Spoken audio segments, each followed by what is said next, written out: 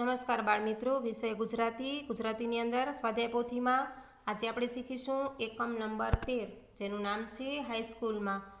જે આત્મકથા છે આપણી ગાંધીજીની. આ આત્મકથા આપણે શીખી ગયા. સત્યના પ્રયોગોમાંથી લેવાયેલું આ ખંડ આપણે શીખ્યા. હવે એને આધારે આપણે કેટલાક પ્રશ્નો શીખીશું. પ્રશ્ન નંબર 1 છે, નીચેના દરેક પ્રશ્નના ઉત્તર માટે આપેલા વિકલ્પોમાંથી સાચો વિકલ્પ શોધીને તેનો ક્રમ અક્ષર પ્રશ્નની સામે આપેલા બોક્સમાં લખો. એમાં 1 છે, ગાંધીજી અને તેમના ભાઈના અભ્યાસ પર વિવાહની શી અસર થઈ?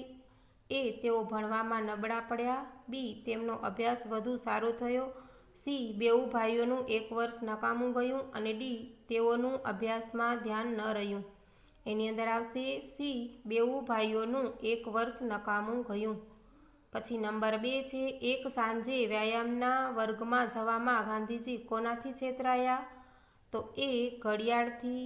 બી, વાદળાથી. સી, મિત્રથી. અને ડી, વ્યાયામ શિક્ષકથી. તો એની અંદર આવશે એ, ઘડિયાળથી. પછી 3 છે, સારા અક્ષર શીખવા ગાંધીજી કઈ બાબતને અગત્યની ગણે છે? એ, હુનરકળા. બી, ચિત્રકળા. સી, શિલ્પકલા. અને ડી, રંગકળા. તો એની અંદર આવશે બી, ચિત્રકળા. પછી 4 છે, ગાંધીજીને કયો વિષય કેવળ બુદ્ધિનો સીધો ને સરળ પ્રયોગ લાગ્યો? એ, ગણિતમાં. બી, ભૂમિતિમાં. સી, સંસ્કૃતમાં. અને ડી, ફારસીમાં. એની અંદર આવશે બી, ભૂમિતિમાં.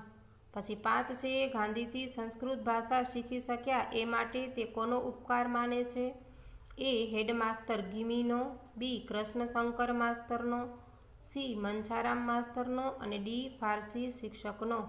એની અંદર આવશે એ, હેડમાસ્તર ગિમીનો.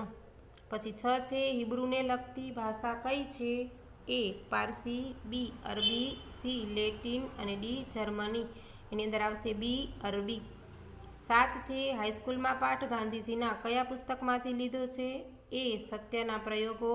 બી, નીતિશાસ્ત્રને માર્ગે. સી, ગીતાબોધ. અને ડી, બાપુના પત્રો. એની અંદર આવશે એ, સત્યના પ્રયોગો. હવે આવે છે પ્રશ્ન નંબર 2. નીચેના પ્રશ્નોના એક વાક્યમાં ઉત્તર લખો. એમાં પહેલું છે, ગાંધીજીને કઈ વાત અસહ્ય થઈ પડતી? તો શિક્ષકને ઠપકો આપવો પડે એવું પોતાના હાથે કંઈ થાય અથવા શિક્ષકને તેમ લાગે તો આ વાત ગાંધીજીને માટે અસહ્ય થઈ પડતી. પછી 2 છે, સાચું બોલનારે અને સાચું કરનારે શી કાળજી લેવી જોઈએ? તો સાચું બોલનારે અને સાચું કરનારે પોતાનાથી કોઈ ભૂલ ન થાય તેની કાળજી લેવી જોઈએ. ગાંધીજીને દંડ કરતાં શાનું વિશેષ દુઃખ હતું? તો ગાંધીજીને દંડ કરતાં પોતે ખોટા ઠર્યા તેનું વિશેષ દુઃખ હતું.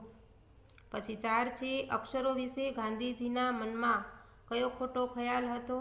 તો ભણતરમાં સારા અક્ષરો હોવા જોઈએ એ જરૂરી નથી એવો ખ્યાલ ગાંધીજીના મનમાં હતો.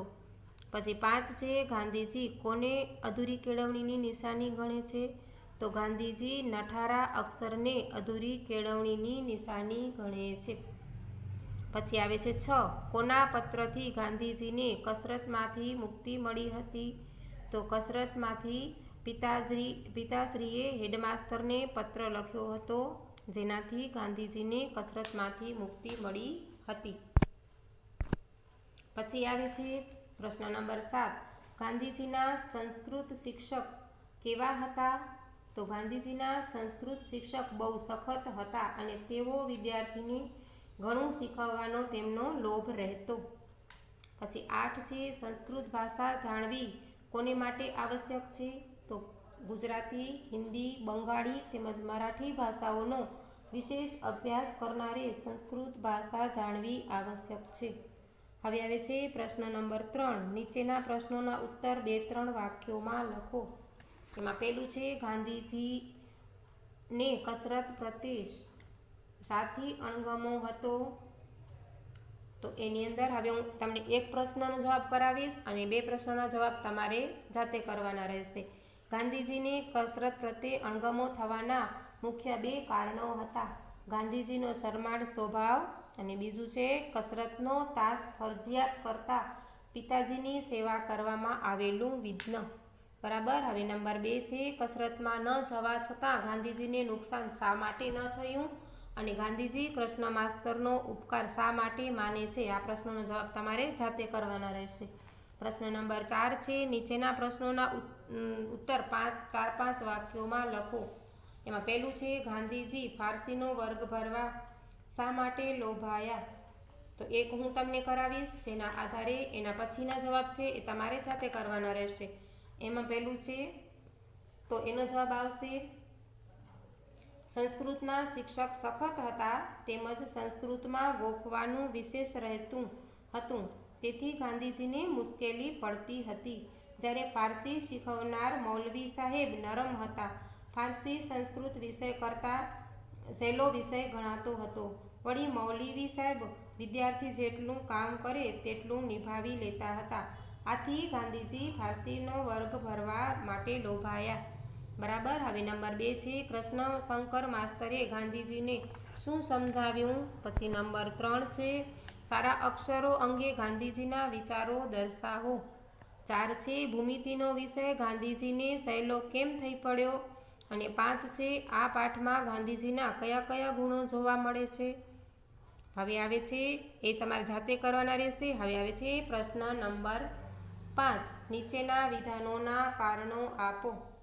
એમાં પહેલું છે ગાંધીજી કસરતના વર્ગમાં મોડા પડ્યા. તો ગાંધીજી કસરતના વર્ગમાં શા માટે મોડા પડ્યા? તો ગાંધીજી કસરતના વર્ગમાં મોડા પડ્યા કારણ કે આકાશમાં વાદળા છવાયેલા હતા અને તેમની પાસે ઘડિયાળ નહોતી, એટલે ચોક્કસ સમયનો અંદાજ ન આવ્યો. પછી 2 છે ગિમી સાહેબ આગળ ગાંધીજીના મનમાં ને મનમાં સમસમી રહ્યા. તો ગિમી સાહેબે મોડા પડવાનું કારણ સ્વીકાર્યું નહીં, ઉપરથી દંડ કર્યો. ગાંધીજી પોતે ખોટા નથી એ વાત સાબિત કરી શક્યા નહીં, તેથી મનમાં ને મનમાં તેઓ સમસમી રહ્યા. બરાબર. હવે આવે છે પ્રશ્ન નંબર 3 નીચેના શબ્દોની જોડણી સુધારીને લખો. એમાં પહેલું છે શિષ્યવૃત્તિ. તો એની અંદર આવશે શી રસ્વ ઈ અને વૃની અંદર નીચે વ ની નીચે વાળવાનું રહેશે. પછી 2 છે પદ્ધતિસર. તો એની અંદર આવશે દ અને ત ને જોડવાનું રહેશે. પછી છે ફરજિયાત.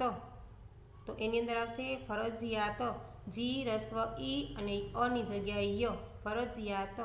પછી ભૂમિતિ. ભૂમિતિની અંદર ભૂ દીર્ઘ ઉ અને મી અને તી રસ્વ ઈ. સંસ્કૃત. તો સંસ્કૃતને કની નીચેથી વાળવાનું રહેશે. પછી 6 છે હરીફાઈ. તો હરીફાઈની અંદર રી એ રસ્વ ઈની જગ્યાએ દીર્ઘ ઈ. પછી આવશે પશ્ચાતાપ. તો પશ્ચાતાપની અંદર સ અને ચ ને જોડવાનું રહેશે,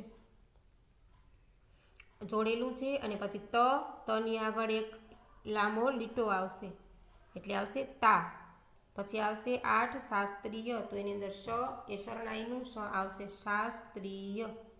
હવે આવે છે પ્રશ્ન નંબર 7 નીચેના શબ્દોના બે સમાનાર્થી શબ્દો લખો. એની અંદર પહેલું છે ચીવટ. તો ચીવટ એટલે આવશે કાળજી. બરાબર. પછી આવે છે નંબર 2.